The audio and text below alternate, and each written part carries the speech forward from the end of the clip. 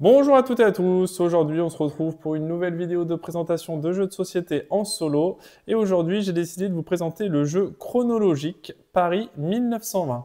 Donc c'est un jeu de Fabien Gridel et Johan Levé, les illustrations de Arca Polar et Yann Valéani, édité chez Ori Games, distribué par Super Meeple en France. Donc c'est un jeu pour 1 à 4 joueurs pour des parties de 30 minutes pour des joueurs de 10 ans et plus. Donc chronologique, qu'est-ce que c'est en 4 étapes? Alors la première étape, ça va être de choisir un scénario et une enquête selon son niveau de difficulté. En 2, on va visiter les lieux où se déroule l'intrigue. En 3, on va enquêter pour comprendre qui est passé par où et à quel moment. Et en 4, à partir des indices trouvés, on va déduire la solution avant les autres pour remporter la partie. Voilà, donc c'est un jeu d'enquête, hein. On va devoir résoudre les mystères de l'Opéra de Paris en 1920. Et donc, dans le contenu du jeu, on va avoir 6 plaquettes personnages, 6 plaquettes temps, un plateau de jeu, un bloc de feuilles, 4 paravents, 3 scénarios, ça fait un total de 15 enquêtes, 90 cartes, une règle de jeu et 4 crayons. Voilà pour la présentation du jeu. Donc, on va avoir les 4 crayons. Les boîtes d'enquête sont des petites boîtes comme ça en carton, voilà, avec les 5 enquêtes dans chaque boîte. Donc, chaque boîte correspond à un scénario particulier et on a 3 scénarios différents, le 1, le 2 et le 3. Et donc, de chaque scénario, ce sera un seul et même thème. Et ensuite, il y aura 5 enquêtes différentes. Donc, ce n'est pas l'aspect narratif du jeu qui est vraiment le point fort du jeu. C'est vraiment juste par contre la rejouabilité parce qu'on a quand même une quinzaine d'enquêtes pour le jeu principal, ce qui est plutôt pas mal. Et sur le site de Super Meeple, on peut également récupérer, donc le poison mondain c'est le scénario numéro 1, mais en fait on va avoir 7 enquêtes différentes à imprimer en print and play qu'on va pouvoir aller chercher directement sur le site et ça rajoute encore 7 enquêtes différentes. Il y a des extensions qui sont sorties pour cette boîte de jeu là, puisqu'il y a, à l'heure où je tourne la vidéo, vient de sortir le nouveau chronologique, voilà, qui est un petit peu plus Maya. Voilà, et donc du coup il y a une nouvelle boîte. J'ai été un peu déçu d'ailleurs de la nouvelle boîte, puisque de ce que j'ai vu en tout cas, donc c'est à prendre avec des pincettes, mais de ce que j'ai vu avec la nouvelle boîte, et bien en fait le thème va changer, les personnages vont changer, les chronologies aussi, entre guillemets, de 1 à 6 ce sera toujours pareil, de 1 à 6 les chronologies, il y a juste les personnages qui vont changer et les lieux ici en fait, les lieux sont représentés sur le carnet de notes. Et évidemment le lieu ici, au lieu d'avoir un opéra, eh bien en fait c'est les temples mayas. Donc bon, voilà. Si vous êtes fan de la licence, pourquoi pas. À la limite, voilà, ça fait une rejouabilité, c'est une nouvelle boîte avec des nouveaux scénarios. Mais j'aurais aimé un petit twist, quelque chose de différent. Voilà, si ce n'est que le design graphique, j'aurais aimé y avoir, je sais pas, un truc en plus, voilà, un peu plus de narration peut-être, un peu plus un nouveau scénario, une nouvelle façon de fonctionner. En tout cas, là, si vous regardez la vidéo, que ce soit pour Chronologique Paris 1920 ou le nouveau qui est sur les Mayas, dont le titre m'échappe. C'est toujours un chronologique, mais 1400 et des patates, je crois. Eh bien, en fait, sachez que visiblement, les règles du jeu seront les mêmes. Voilà, encore une fois, à prendre avec des pincettes, puisque je n'ai pas eu le jeu entre les mains. Et ce jeu-là, je me le suis procuré avec mes propres deniers. Il ne m'a pas été envoyé par l'éditeur. Donc, du coup, voilà, je vous le présente aujourd'hui, parce que le jeu est vraiment très bon. Donc, voilà, je vous le présente. Donc, comme vous pouvez voir, on a le plateau de jeu qui ne sert strictement à rien. Voilà, je préfère le signaler. C'est vraiment juste pour faire joli et s'immerger un petit peu plus dans l'ambiance. Mais sinon, le plateau de jeu ici, il sert à rien puisque tout simplement parce que on va avoir exactement la même chose représentée en miniature ici avec plusieurs temps différents. Donc comment ça se présente? Eh bien en fait au début de l'aventure, on va prendre la première enquête du paquet d'enquêtes et je vais vous faire l'enquête avec vous pour que vous puissiez voir un petit peu comment ça se passe. Donc dans les boîtes à chaque fois on a un petit livret d'enquête ici et ensuite on a les différents lieux de l'opéra avec la scène, la salle, le foyer du chant, le grand foyer, le foyer de la danse et le grand escalier. On aura la même chose pour l'enquête numéro 2. Donc celle-là, on les met de côté pour l'instant. On va se concentrer sur l'enquête numéro 1. Donc à chaque fois, ça se présentera toujours pareil, hein, toujours pareil au niveau du scénario. On aura donc ce petit livret. là. Et donc, ce que je déplore, donc ce que je trouve dommage, c'est que le scénario ici, eh bien, en fait, c'est toujours le même texte narratif pour les 5 scénarios de la boîte. En fait, les 5 différents scénarios, donc il y aura des niveaux de difficulté, hein, selon numéro 1, 2, 3, 4 et 5. On a le niveau 1, 2 et 3. Donc c'est le niveau de difficulté du scénario, mais le texte narratif sera toujours le même. Voilà, donc sur ce scénario-là, ce sera toujours le poison mondain, ce sera toujours la même chose, mais avec évidemment des coupables différents, des lieux différents et des temps différents. Mais le texte est toujours le même. Voilà, je vais vous le lire, comme ça va vous immerger un petit peu dans l'ambiance pour que vous puissiez savoir si ça vous correspond ou non.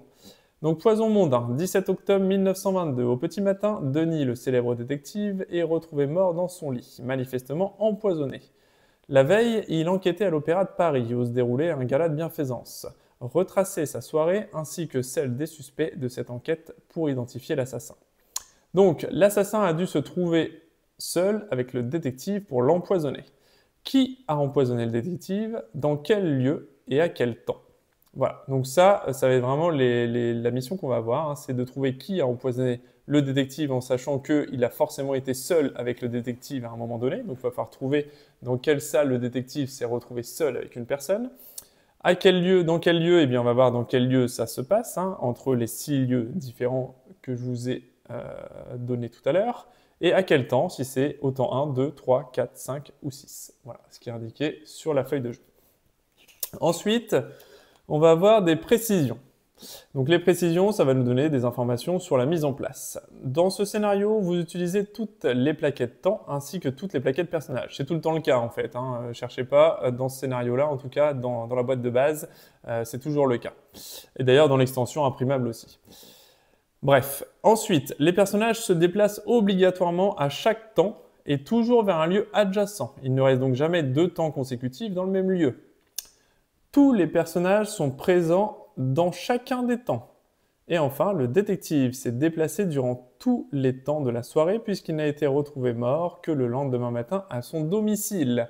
Voilà, donc on sait, donc au niveau des règles du jeu, hein, c'est hyper simple. En fait, on sait que tous les personnages, si on a des personnages sur la scène, par exemple, ici, eh bien on sait que fatalement, ils vont se déplacer sur un lieu adjacent. Hein, donc c'est indiqué dans le livret de règles, qui est juste ici, que je vais vous montrer en même temps. Hop, donc c'est un petit livret de règles, hein, il n'y a pas beaucoup de pages, c'est 3 pages recto. Hop, la même chose de l'autre côté avec le mode solo, dont je vais vous expliquer un petit peu plus longuement après. Bah d'ailleurs, c'est voilà, le chronologique, c'est le Cusco 1450. Voilà, je l'avais à peu près, c'est à peu près ce que j'avais donné. Et il y a un nouveau chronologique aussi, Babylone 2500. Donc, cette fois, ce sera futuriste ou voilà, au niveau Maya et ensuite le futuriste. Donc ce sera visiblement exactement la même chose que celui-là. C'est juste que la thématique va changer et les enquêtes aussi évidemment. Voilà. Donc du coup, ce que je vous disais, c'est que, voilà, donc le livre de règles, très simple. Très très simple. Et donc du coup, on sait que les personnages vont se déplacer dans chaque lieu à partir du moment où c'est adjacent. Et ce que disait le livre de règles, c'est que c'est adjacent à partir du moment où il y a une porte blanche. Je ne sais pas si c'est très clair ici, j'ai essayé de filmer, de zoomer au mieux possible, mais en fait, partout où il y a une porte blanche ici, eh bien, c'est un lieu adjacent. Voilà. Donc, hop, voilà comment ça va se dérouler. Ensuite, bah, à la limite, je vais peut-être mettre plutôt ça en haut, comme ça vous allez mieux voir. Est-ce que je peux décaler?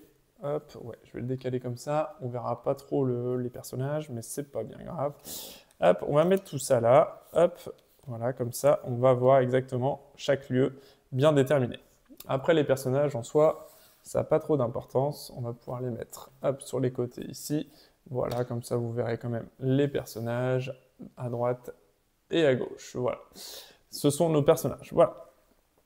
Pas évident de tout bien filmer en ayant un zoom suffisamment important pour que vous puissiez suivre aussi sur le carnet d'aventure.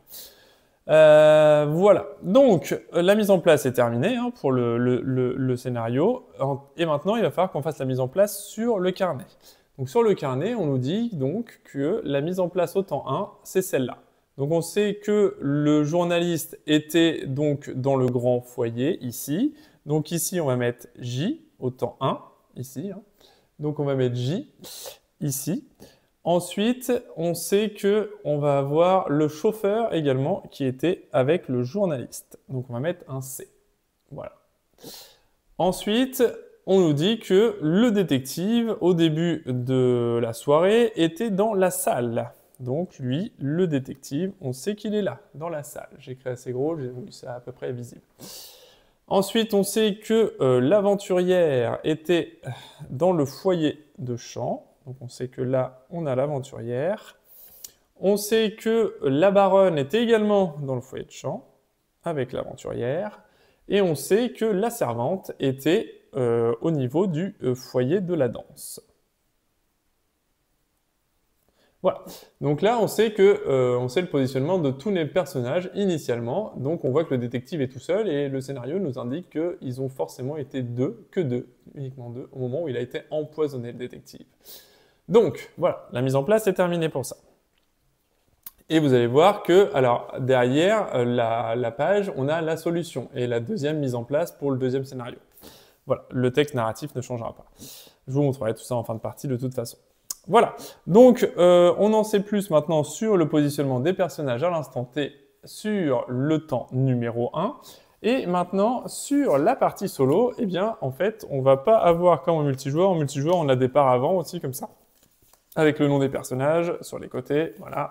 Et on va se mettre le paravent devant nous, comme ça, clac, et puis ça nous cache des autres joueurs. Ici, on n'aura rien de tout ça. D'ailleurs, le récap des règles est fait à l'intérieur du paravent. Hein. Si vous avez un doute, les lieux, les règles, tout est à l'intérieur. Voilà, c'est un bon rappel de règles. Donc là, en solo, en fait, en multijoueur, il y a, dès que un joueur trouve toutes les trois questions, peut répondre aux trois questions, il vérifie derrière. Si tout est si c'est pas OK pour lui, eh ben, il est éliminé et les autres continuent à jouer. Si c'est OK, tout le monde s'arrête. Donc assez frustrant parce qu'on ne peut pas aller au bout de la partie. Là, ici, en solo, on va aller au bout de la partie, mais du coup, on ne va pas retourner toutes les cartes, récupérer les indices, je vais vous montrer comment ça fonctionne. Donc là, évidemment, eh bien, on a un petit mode solo exprès pour nous.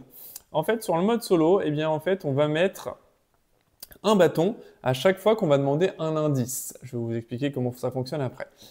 Et en fonction de ça, eh bien, selon l'enquête, eh bien, on va avoir le droit d'utiliser plus ou moins d'indices et pour avoir une loupe d'or, une loupe d'argent, une loupe de bronze. Voilà. En fait, ça va être estimé est-ce qu'on a fait une bonne partie ou non par rapport au nombre de cartes qu'on a retournées. Donc si on prend 1 à 7 indices, on sera loupe d'or. Si on prend 8 à 13 indices, on sera loupe d'argent. Et si on prend 14 indices et plus, on sera loupe de bronze. Et ainsi de suite sur les enquêtes de la première boîte, puis de la deuxième boîte, puis de la troisième boîte. Voilà. Donc voilà, c'est un moyen de s'identifier pour savoir si on a fait une belle partie ou non, tout simplement. Après, voilà, le fait d'enquêter, de voir un petit peu ce qu'il en est, c'est aussi sans challenge. On n'est pas obligé de faire des petits pointages, c'est comme on veut. Mais déjà, de réussir le casse-tête, c'est déjà plutôt une bonne chose à faire.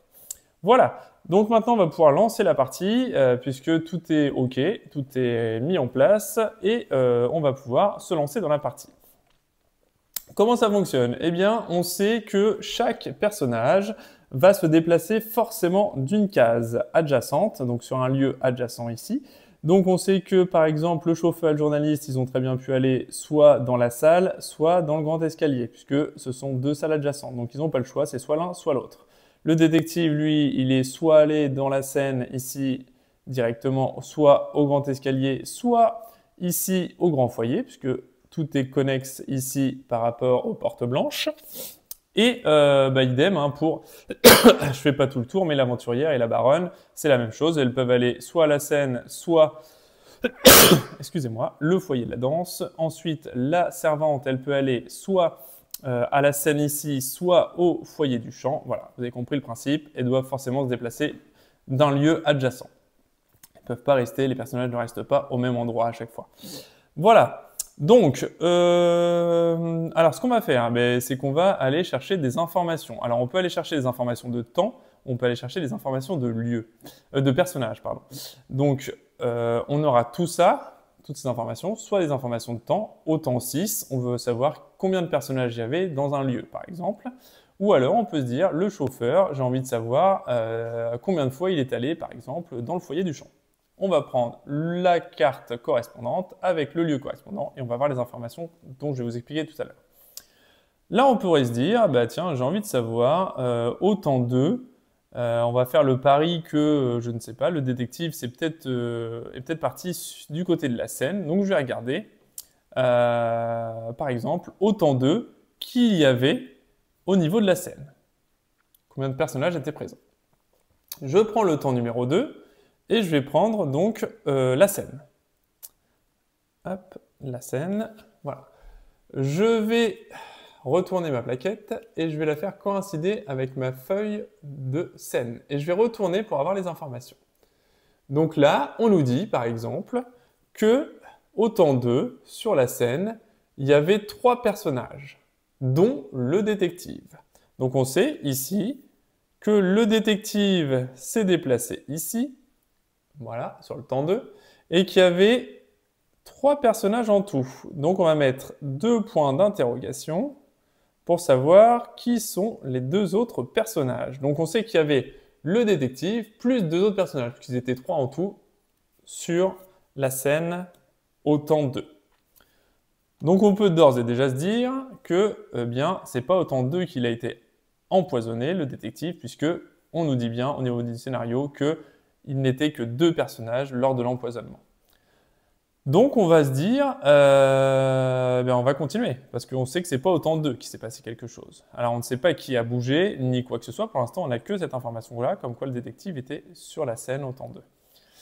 Ensuite, on va pouvoir regarder, par exemple, je ne sais pas, admettons qu'il soit déplacé peut-être au foyer du champ, on va prendre, par exemple, au temps 3, on veut savoir qui avait au foyer du champ, on va prendre le foyer du champ et on va prendre le temps 3. On va faire la même chose et on va regarder ce qui se passe.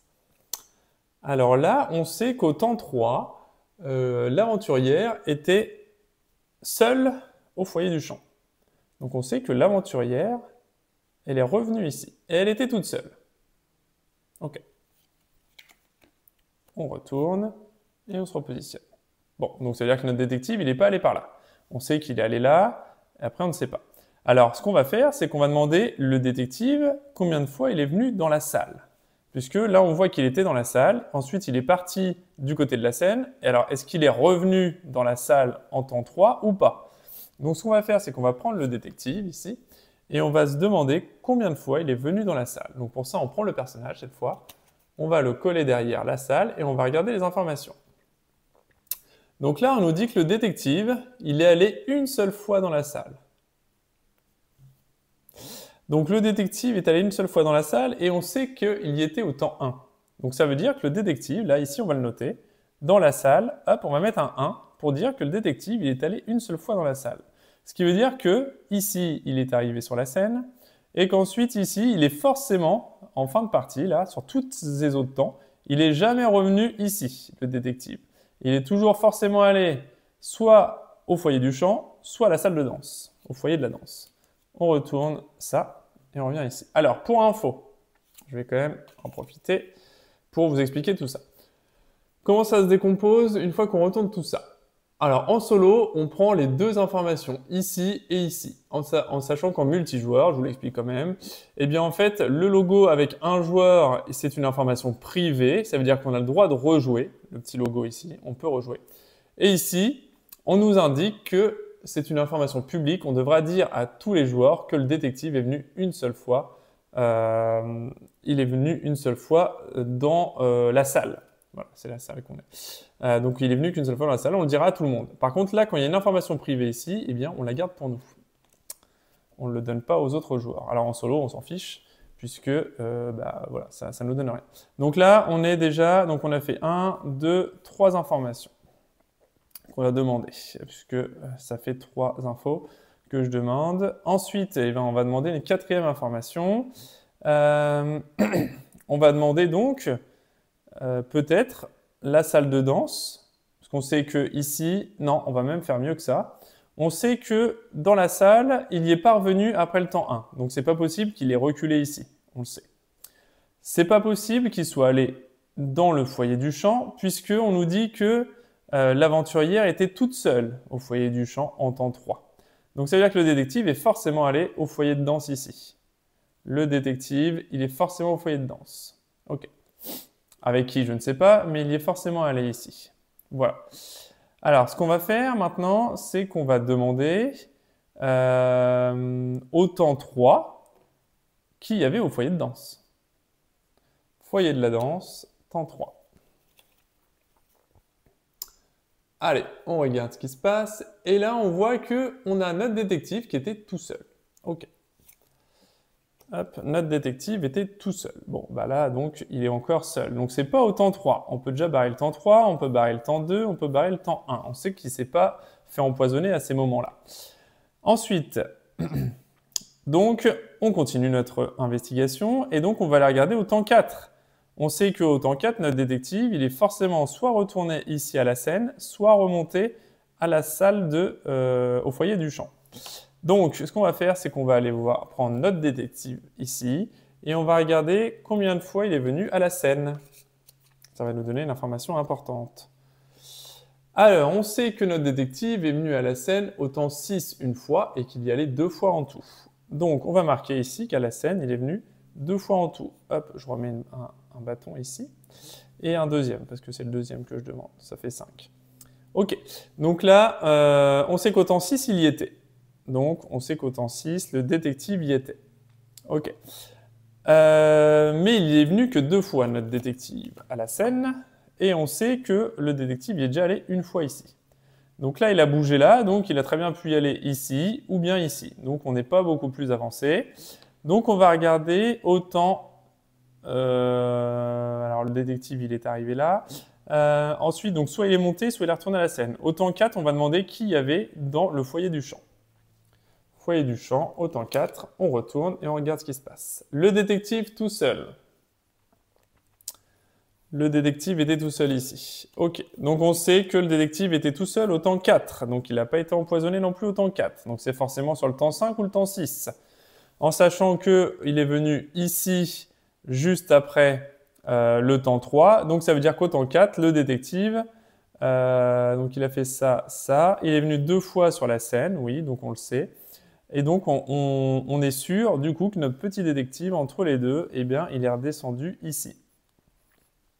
Il est redescendu ici, notre détective, au foyer de la danse, puisqu'il est obligé de changer de lieu à chaque fois, et on sait qu'il y est déjà allé 2 fois, avec une fois ici, au niveau de la scène. Donc, il n'a pas pu reculer, il a pu faire que en haut ou en bas, et là, évidemment, comme il ne peut pas rester dans le même endroit, il est forcément descendu. Ok, bon, on est pas mal. Donc, ce qui veut dire qu'il a été empoisonné au temps 5 ou au temps 6. Donc, on va demander le temps 5 qui y avait dans le foyer de la danse. Alors, on va refaire un bâton. Temps 5, foyer de la danse. On sait que dans le temps 5 au foyer de la danse, il y avait donc l'aventurière. Hop, aventurière au temps 5. Et ils étaient que 2. Donc, avec le détective. Maintenant, on en est convaincu. Plus de questions. On sait que la coupable, c'est l'aventurière. Au temps 5. Hop. Et ce sera dans le foyer de la danse. Voilà comment on a résolu l'enquête. Donc, on est à 2, 4, 6, 6 bâtons. J'ai dû en oublier un d'ailleurs. On doit être à 7. Voilà, on est à 7, on a terminé notre enquête, voilà, donc moi j'estime que c'est l'aventurière puisqu'elle s'est retrouvée toute seule, hein, ils disent bien il faut qu'il se retrouve à 2, donc ça peut pas arriver à d'autres moments, cherchez pas, je vous le dis, c'est pas forcément spécifié dans les règles, mais en tout cas ça peut pas arriver à un autre moment s'il y a qu'une seule fois, si on vous dit il s'est retrouvé tout seul avec avec un personnage, en gros s'il se retrouvait qu'à 2 forcément, il y aura aucun autre événement pendant n'importe quel temps où il sera à 2. Il ne sera pas à 2 ici et à 2 là, c'est pas possible. Sinon, on ne peut pas résoudre l'enquête. Donc, ça arrive qu'une seule fois. Alors, quand on a fini, eh bien, on va regarder directement ce qu'on avait là. Donc là, on nous remet le petit récap de tout ce qu'il y avait comme information pour replacer éventuellement les aventuriers. Et on a ici... Adèle, la grande aventurière, s'est vengée du détective qui l'avait arrêtée en 1912 dans une affaire de trafic d'œuvres d'art. 5 années en prison l'auront déterminée à mener à bien sa vengeance. Coupable, l'aventurière, temps 5, foyer de la danse. Donc on a résolu notre enquête directement, sans trop de problèmes. Ici, on l'a récupéré. On avait 7 bâtons, ce qui correspond 7 bâtons au niveau 1, première enquête, à la loupe d'or. 7, c'était tout pile. Voilà. Donc, voilà, on a réussi notre première enquête sans trop de problèmes. Et ensuite, si on veut enchaîner avec une deuxième enquête, eh bien, on a l'enquête numéro 2, niveau 2, et ensuite une nouvelle mise en place. Mais vous voyez, il n'y a pas de scénario. À chaque fois, c'est la réponse, etc., etc., etc. Donc en fait, on repart du principe qu'on est reparti, 17 octobre 1922, petit matin, le célèbre détective est mort, etc. Et on repart sur une enquête, une mise en place niveau 2, mais c'est toujours le même synopsis de départ. Donc c'est ce qui est un petit peu dérangeant, moi je trouve. Enfin, j'aurais bien aimé avoir à chaque fois un petit pitch narratif de quelques lignes, hein, 4-5 lignes, je ne demandais pas un roman non plus, hein, mais juste un petit pitch à chaque fois pour amener une nouvelle intrigue, une nouvelle histoire. Je trouvais ça sympa de mettre en avant plutôt que de mettre toujours la même histoire et puis en fait il y a des coupables qui changent, le temps change et voilà la raison va changer, mais c'est dommage qu'on n'ait pas le petit pitch au départ de chaque enquête. Voilà, donc je refais pas je vais pas faire la deuxième enquête avec vous, hein, c'est vraiment juste pour vous montrer un petit peu le contenu du jeu, comment ça fonctionne. Voilà ce que ça donne en fin de partie pour celle-ci en tout cas. Et voilà, à chaque fois qu'on va révéler un élément d'enquête ici avec un personnage en particulier, eh bien on va noter combien de fois le personnage est allé dans telle salle ou telle salle ou telle salle.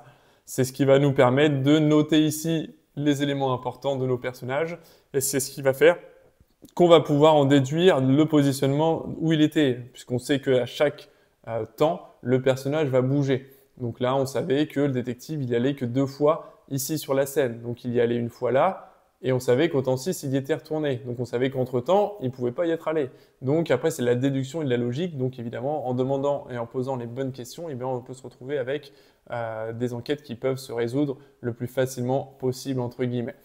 Donc voilà, un petit peu. Donc à chaque fois, il y aura un temps différent, il y aura un meurtrier différent, ou pas. Des fois, c'est 2 fois de suite le même meurtrier. Hein. 2 fois, c'est 2, 3, 4, 5, 6 fois de suite le même temps. Bon, voilà. Vous verrez tout ça par vous-même si le jeu vous intéresse. Voilà, donc c'est un petit calepin. Hein. Un petit calepin qui est bien fichu parce que c'est recto verso. Donc ça, c'est pas mal. On a les crayons pour réeffacer directement. Donc ça, c'est plutôt bien vu aussi.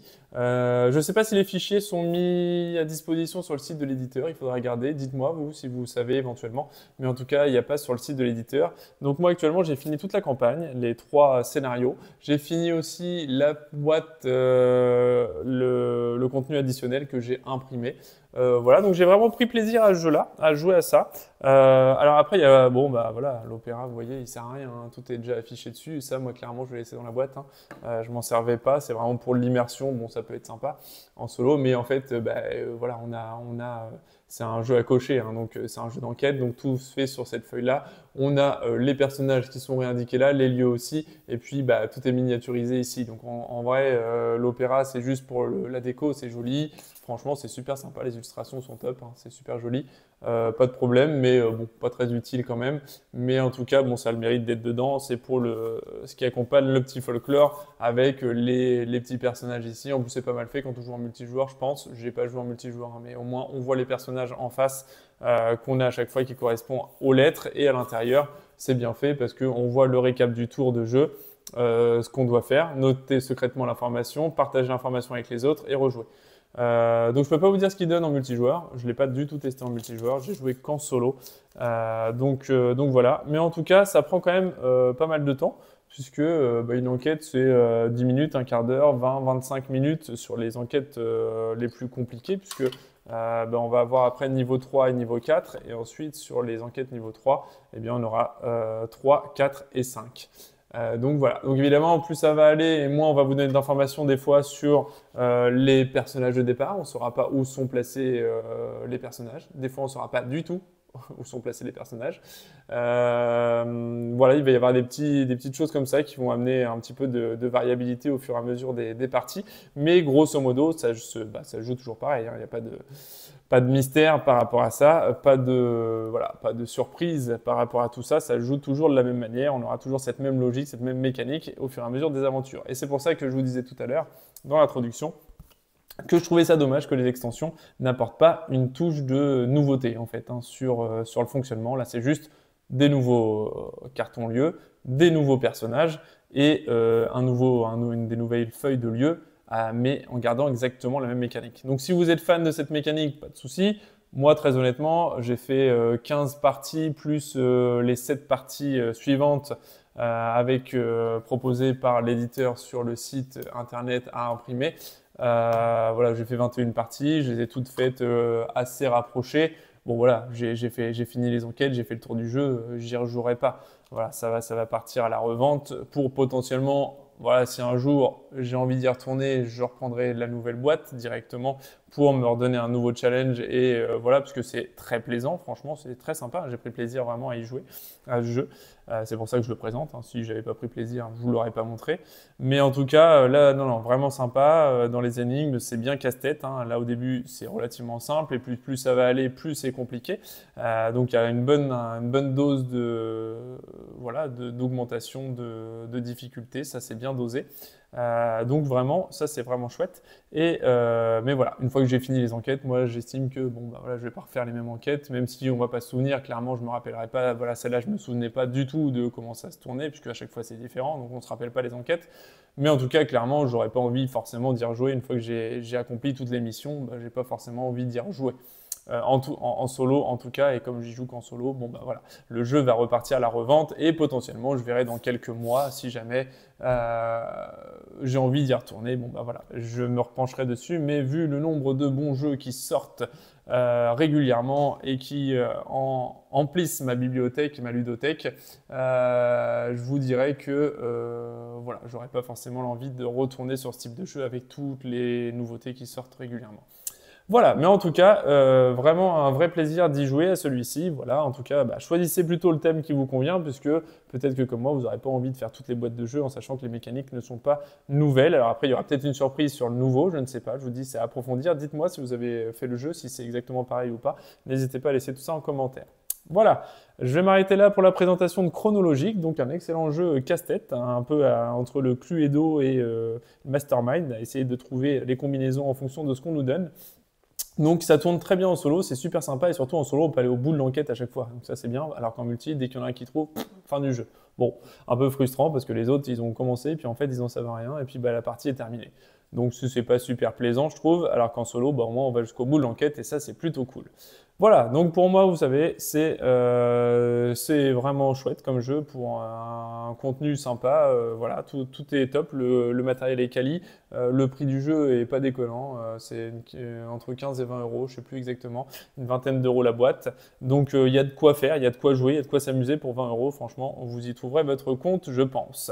N'hésitez pas à laisser des commentaires hein, en dessous de la vidéo pour savoir si le jeu vous a plu, vous plaît, si vous avez le nouveau chronologique ou pas, si ça apporte vraiment une variabilité, mais je ne pense pas de ce que j'ai vu. N'hésitez pas à laisser tous vos commentaires, à poser vos questions. Je réponds à 100% des commentaires et c'est pour ça que la chaîne existe. Et n'oubliez pas également de vous abonner, hyper important pour moi. Abonnez-vous à la chaîne puisque c'est mon moyen de rémunération, comme je dis toujours au fur et à mesure des vidéos. C'est mon seul moyen de rémunération parce que comme je vous le dis, les éditeurs m'envoient parfois certains jeux que je peux vous présenter et je les remercie d'ailleurs au passage.